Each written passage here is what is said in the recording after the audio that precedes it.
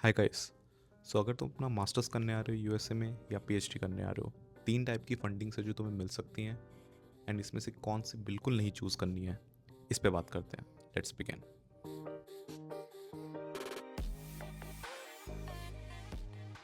सो जितने भी लोग इंडिया से या दूसरे डेवलपिंग कंट्री से या यूएसए में आते हैं, चाहे मास्टर्स करने या पीएचडी करने, तो उनको तीन टाइप की फंडिंग मिल सकती है। पहला है टीएशिप, फिर है आरएशिप एंड थर्ड है यूनिवर्सिटी फेलोशिप। मोस्टली यही तीन रहेंगी, जिसमें यूनिवर्सिटी फेलोशिप को डिफरेंट डिफरेंट नाम से अलग अलग जगह बुलाया जाता है। तीनों में बात करते हैं कि पैसा कितना कितना मिलता है, काम क्या करना पड़ता है और तुम्हें कौन सी बिल्कुल चूज़ नहीं करनी है। तो ज़्यादातर यूनिवर्सिटीज़ में तीनों में पैसा is almost same, but sometimes कुछ केसेस में आर ए में पैसा कुड बी ग्रेटर देन और equal to T A, could be equal to fellowship. मतलब आर ए शिप में जो रिसर्च असिस्टेंटशिप है, इसमें पैसा ज़्यादा हो सकता है कंपेयर टू बाकी दोनों। क्यों ऐसा होता है उसके बारे में बताऊंगा थोड़ी देर में, बट सबसे पहले तीनों के बारे में बात करते हैं। Let's take the first one, that is the T A ship, जो कि है टीचिंग असिस्टेंटशिप। तो जैसा कि नाम से पता चल रहा है, टीए शिप में क्या है, तुम्हें किसी प्रोफेसर के साथ असाइन कर दिया जाएगा। You have to grade for sure, जितने भी बच्चे हैं क्लास में, 100 हैं तो 100, 50 हैं तो 50। You have to grade their copies. तुम्हें मटेरियल बनाना पड़ सकता है, तुम्हें लेक्चर्स लेने पड़ सकते हैं उस प्रोफेसर की जगह, तुम्हें लैब लेनी पड़ सकती है। All those things which are not related to your research, जो कि एक प्रोफेसर करता है, बट तुम प्रोफेसर नहीं हो, that's the thing, right. So all those duties are there in TAship. अब इंडिया में क्या होता है कि इंडिया में भी टीएशिप और आरएशिप होता है, राइट। चाहे तुम आईटी से पीएचडी कर रहे हो, कहीं से भी कर रहे हो, तो हम ध्यान नहीं देते हैं, बट फॉर्म भरते हो उसमें एक ऑप्शन हमेशा पूछेगा। कभी आईआईटी बॉम्बे का फॉर्म भरना पीएचडी के लिए, उसमें देयर इज़ अ ऑप्शन कि हमारे पास 15 टीए पोजीशन है, आरए पोजीशन शायद है शायद नहीं है, ऐसा कुछ। तो ये चूज़ देयर। तो इंडिया में क्या है कि पहले साल तुम कोर्स वर्क करोगे, टीएशिप भी करना पड़ सकता है उसके साथ, और जब क्वालिफाइंग एग्जामिनेशन अपने सेकेंड ईयर की स्टार्टिंग में तुम क्लियर कर लेते हो, तब तुम्हारी रिसर्च एक्चुअली स्टार्ट होती है। बट यूएसए में ऐसा नहीं है। यूएसए में फर्स्ट डे से तुम्हारा गाइड डिसाइड होता है, और फर्स्ट डे से तुम्हें रिसर्च भी करनी पड़ेगी उसके साथ। सो तुम्हें तीनों में जो टीएशिप है, ये नहीं चूज़ करनी है इंडिया से आते वक्त। क्यों? क्योंकि फर्स्ट ईयर में तुम कोर्स वर्क कर रहे होगे, तुम अपने प्रोफेसर के साथ रिसर्च का काम भी कर रहे होगे, और उसके साथ तुम्हें ये सारी टीए ड्यूटीज़ करनी पड़ेंगी। So it's actually really cumbersome. और सबसे बड़ी दिक्कत ये है कि तुम्हारा जो रिसर्च प्रोफेसर है, जिसके अंडर तुम पीएचडी कर रहे हो, उसे कोई फ़र्क नहीं पड़ता कि तुम टीए में क्या कर रहे हो, उसे उसका काम होना चाहिए। बहुत से दोस्तों के साथ मेरे पास्ट में ऐसा भी हुआ है, जो मैंने खुद ऑब्जर्व किया है कि फर्स्ट ईयर में तुम एज अ टीए आते हो या टीए का काम करते हो। अब ऑब्वियसली तुम टीए शिप कर रहे हो, तुम कोर्स वर्क भी कर रहे हो, तो रिसर्च में इतना टाइम नहीं दे पाओगे, और फिर तुम्हें एक साल बाद लात मार देंगे वो कि तुमने रिसर्च नहीं की है। तो जब भी इंडिया से आ रहे हो यहाँ, अगर तुम्हारे ऑफर लेटर में मैंशनड है कि you are assigned as a teaching assistantship for 1 year और समथिंग 9 मंथ्स, नहीं चूज़ करना है। फर्स्ट ईयर में टीएशिप बिल्कुल चूज़ नहीं करनी है, because it's really very hard to manage TAships along with your course work and research. Second बात करते हैं आरएशिप की, जो कि है रिसर्च असिस्टेंटशिप। अब आरएशिप में क्या होता है, इसमें भी पैसा सेम हो सकता है, बट इसमें पैसा ज़्यादा क्यों मैं बोल रहा हूँ। आरएशिप प्रोफेसर्स देते हैं, जैसे टीएशिप डिपार्टमेंट देता है। अगर तुम कंप्यूटर साइंस डिपार्टमेंट से पीएचडी कर रहे हो, तो तुम्हें डिपार्टमेंट पे करता है टीए ड्यूटीज़ करने के लिए डिपार्टमेंट के अंदर। आरएशिप में ऐसा नहीं है। आरएशिप तुम किसी एक प्रोफेसर के अंडर करते हो। अब वो तुम्हारा खुद का ही प्रोफेसर होता है ज़्यादातर केसेस में, बट डिफरेंट प्रोफेसर्स भी हो सकते हैं। फॉर एग्जांपल, अगर तुम प्रोफेसर ए के अंडर पीएचडी करने आए हो, तो और वो तुम्हें एज अ आरए रख रहा है, तो इसका सिंपल मतलब है कि उस प्रोफेसर ने किसी एनएसएफ फंड या एनआईएच फंड, जो भी यहाँ की फंडिंग एजेंसीज हैं यूएस में, उसमें किसी प्रोजेक्ट के लिए अप्लाई किया होगा, और उसे $3 मिलियन, $4 मिलियन या कितने भी पैसे का प्रोजेक्ट मिला है। अब उस प्रोजेक्ट से वो तुम्हें पैसे देगा। जैसे इंडिया में जे आर एफ और एसआरएफ वगैरह चीज़ें होती है ना, वैसे यहाँ पे ये आरएशिप। तो इसीलिए कभी कभी ऐसा हो सकता है कि कोई बहुत बड़ा प्रोजेक्ट मिला हो किसी प्रोफेसर को, तो उससे तुम्हें ज़्यादा ही पैसे देगा नॉर्मल से, राइट। फॉर एग्जांपल, अगर नॉर्मल केसेस में तुम्हें $3,000 स्टाइपेंड मिल रहा है, तो आरएशिप में हो सकता है तुम्हें 35 मिल रहा हो। तो दैट्स वाई एम सेइंग कि आरएशिप में पैसा कभी कभी ज़्यादा हो सकता है, बट हर यूनिवर्सिटी में पॉलिसी अलग है। फॉर एग्जांपल, मेरी यूनिवर्सिटी में तीनों में पैसा सेम है। इट डजेंट मैटर तुम टीए हो, आरए हो या फेलोशिप हो। जो मेन डिफरेंस आ जाता है वो है काम का। अब आरएशिप में क्या है, प्रोफेसर किसी प्रोजेक्ट के अंदर तुम्हें रखेगा। अब इसमें अगर तुम, जो तुम्हारा पीएचडी का डिसर्टेशन है, फॉर एग्जांपल अगर मैं पीएचडी मशीन लर्निंग में कर रहा हूँ, उसमें भी बहुत स्पेसिफिक, फॉर एग्जांपल मैं अगर पीएचडी कर रहा हूँ मशीन लर्निंग में कंप्यूटर विजन के अंदर, और मेरा जो आरशिप है जिस प्रोजेक्ट के अंदर मुझे प्रोफेसर ने रखा है वो भी कंप्यूटर विजन के अंडर ही है। सो सेम प्रोजेक्ट है basically, so it's a win win. मैं जो उस प्रोजेक्ट के लिए काम कर रहा हूँ वही मेरा थीसिस का भी काम है, तो मेरा और किसी चीज़ में टाइम वेस्ट नहीं हो रहा है। बट कभी कभी ऐसा भी हो सकता है आर्यशिप में कि प्रोफेसर ने मान लो किसी AR VR के ऊपर उसने प्रोजेक्ट उठा रखा है, और मेरा जो मेन थीसिस का काम है वो मशीन लर्निंग कंप्यूटर विजन में है, बट मुझे उसका प्रोजेक्ट करना पड़ेगा क्योंकि उससे ही वो मुझे फंड कर रहा है। तो आर्यशिप में अगर तुम उसी प्रोजेक्ट के अंदर काम कर रहे हो जिसमें तुम्हें थीसिस करना है तो बहुत बढ़िया है।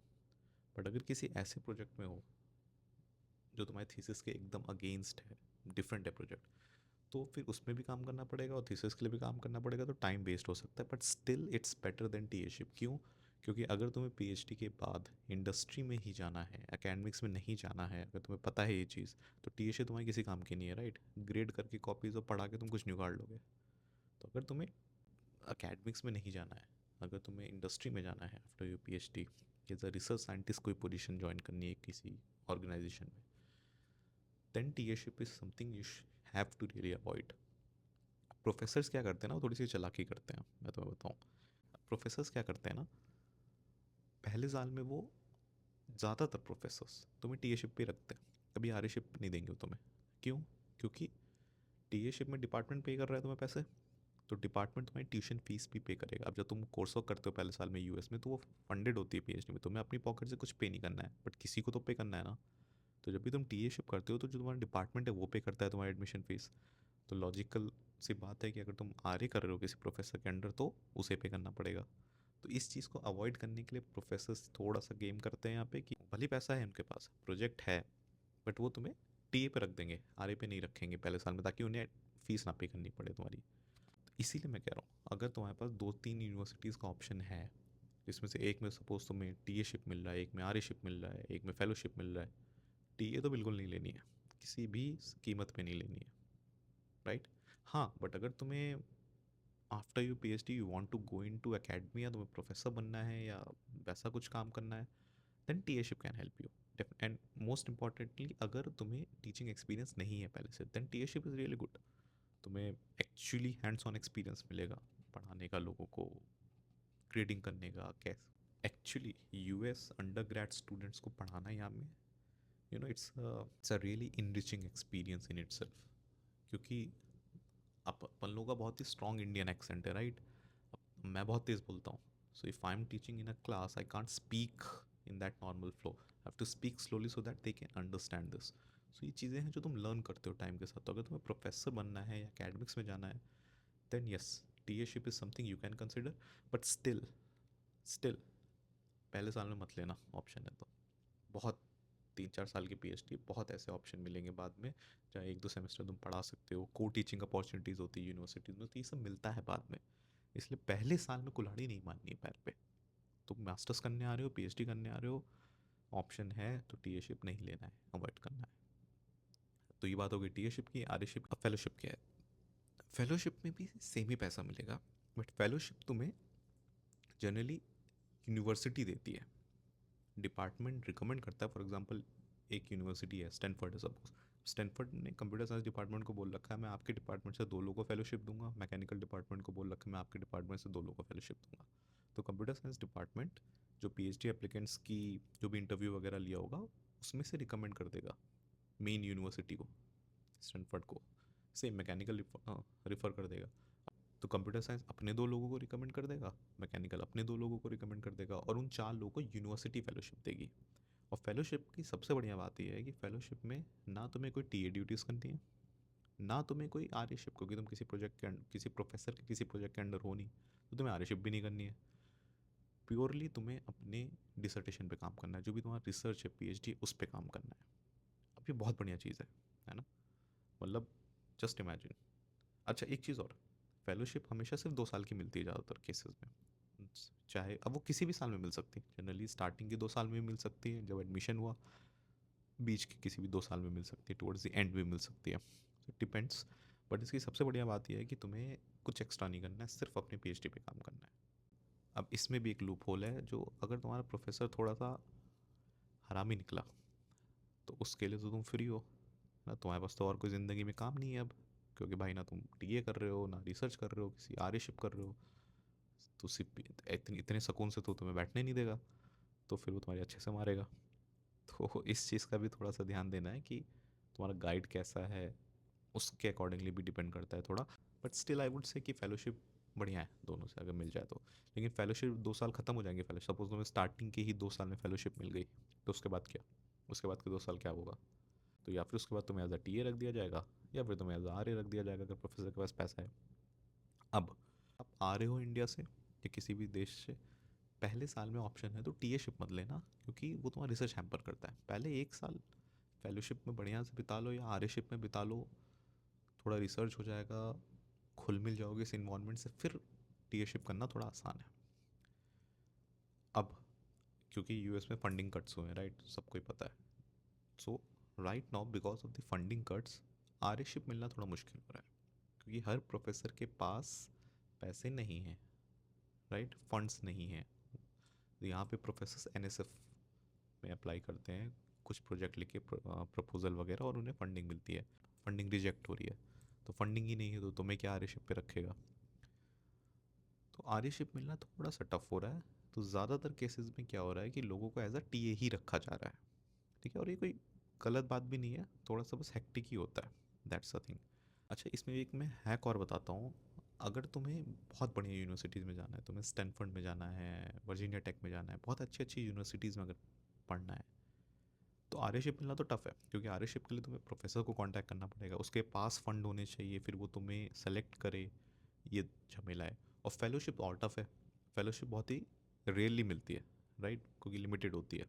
तो हर कोहॉर्ट में किसी एक को या दो को मिलेगी फेलोशिप, सबको नहीं मिलेगी। ज़्यादातर यूनिवर्सिटीज़ क्या करती हैं, जो ऐसे देश होते हैं जहाँ का रिप्रेजेंटेशन नहीं है, for example in my department basically, ज़्यादातर फेलोशिप मिलती है उन देशों को जो रिप्रेजेंटेड नहीं है ज़्यादातर, राइट। अगर किसी देश से कम आ रहे हैं, मुझे तुनीशिया से कोई चाहिए पीएचडी के लिए, तो अगर तुनीशिया से पहली चीज़ तो, because diversity also matters, right, सभी इंडिया के आगे, सभी पाकिस्तान बांग्लादेश यहीं सब के आगे, तो फिर बाकी देश क्या करेंगे?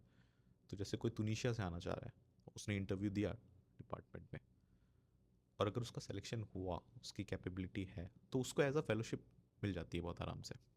बट जैसा कि मैंने कहा, अगर तुम्हें स्टैनफोर्ड, हार्वर्ड, एमआईटी, इन सब में अगर ईजिली एडमिशन चाहिए पीएचडी का, तो I would say there is a trick.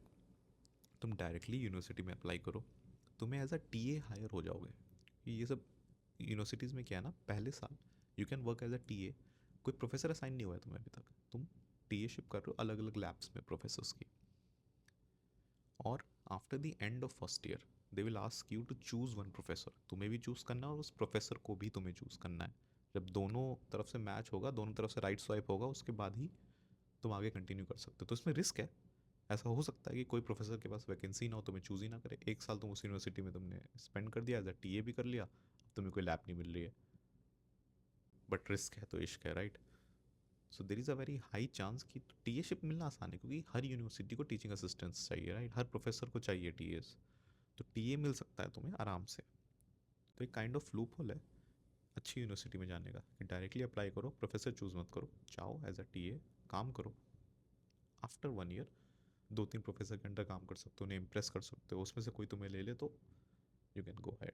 सो जो भी आपके ऑफर लेटर में लिखा है आज उसको ध्यान से पढ़ो, जो भी तुम्हारे फॉर्म में लिखा हुआ है फाइनल एडमिशन लेटर में, कि तुम्हें फंडिंग किस सोर्स के थ्रू मिल रही है। इसमें एक चीज़ का और ध्यान देना है कि फंडिंग 9 महीने के लिए मिल रही है कि 12 महीने के लिए मिल रही है। मैक्सिमम केसेस में फंडिंग 9 महीने के लिए मिलती है। फिर लोग कन्फ्यूज हो जाते हैं कि वो बाकी 3 महीने क्या रखें। बाकी 3 महीने यूनिवर्सिटी रिस्पॉन्सिबल नहीं होता है तुम्हें फंडिंग के लिए, फिर तुम्हें अपने प्रोफेसर के साथ या कुछ एक्स्ट्रा काम करके फंडिंग लानी पड़ती है। तो इसका भी ध्यान देना है कि फंडिंग कितने महीने के लिए। फॉर एग्जांपल मेरी यूनिवर्सिटी में funding is for 12 months, 11 months technically. ऐसे बहुत सी यूनिवर्सिटीज़ में 11 मंथ्स मिलती हैं, कुछ में 9 मंथ्स मिलती है, मेजोरिटी में 9 मंथ्स ही मिलती है, क्योंकि प्रोफेसर को सैलरी भी 9 मंथ्स के लिए मिलती है, वो 3 महीने समर वेकेशन काम काउंट कर लेते हैं। तो ये सब चीज़ों का भी ध्यान रखना है, थोड़ा सा फंसना नहीं है। पीएचडी एप्लीकेशन को एज अ जॉब एप्लीकेशन ही ट्रीट करना है। You can't negotiate on anything, but you can directly reject और एक्सेप्ट एनीथिंग। सो अगर तुम्हारे पास 3 यूनिवर्सिटी के ऑप्शन हैं, जिसमें से पहली यूनिवर्सिटी तुम्हें टीएशिप दे रही है बट एक मीडियोकर यूनिवर्सिटी है, it's not a very highly ranked university, cancel it. पहले साल किसी मीडियोकर यूनिवर्सिटी में टीएशिप करने का कोई सेंस नहीं है, अगर तुम्हें पता है ये चीज़, क्योंकि ज़्यादातर लोगों को इंडिया से आते हुए पता ही नहीं होता है चूज़ क्या करना है। मुझे भी नहीं पता था इंडिया से आते हुए क्या चूज़ करना था, अरे बस मिल गया चलते हैं, तो रिजेक्टेड। कोई हाई रैंक यूनिवर्सिटी है, टॉप 10 टॉप 20 क्यूएस रैंकिंग के हिसाब से, उसमें टीएशिप मिल रहा है, तुम जा सकते हो, you can take the risk, accept कर लो मतलब ऑफर।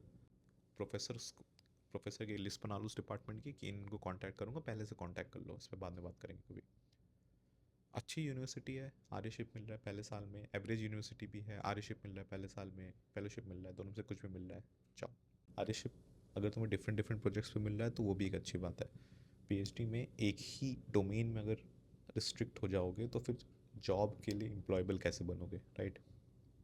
मशीन लर्निंग में मैं कंप्यूटर विजन में अगर काम कर रहा हूँ, पूरे 3 साल मैंने कंप्यूटर विजन में काम कर दिए, राइट, उसके बाद में बाहर निकला और उन्हें चाहिए एलएलएम पे काम, और उन्हें वो हायर कर रहे हैं एक डेटा साइंटिस्ट जो एलएलएम पे काम करता है। I should have that skill, right, किसी प्रोजेक्ट पे मुझे एलएलएम लगा के यूज़, मेरे पास ऐसे प्रोजेक्ट्स भी होने चाहिए। सो इसीलिए डिफरेंट डिफरेंट प्रोजेक्ट्स पे काम करना भी एक अच्छी चीज़ है अपने आप में। So I hope you really like the video. कोई भी डाउट हो तो कमेंट सेक्शन में जस्ट टाइप इट, मैं उसका रिप्लाई दूंगा।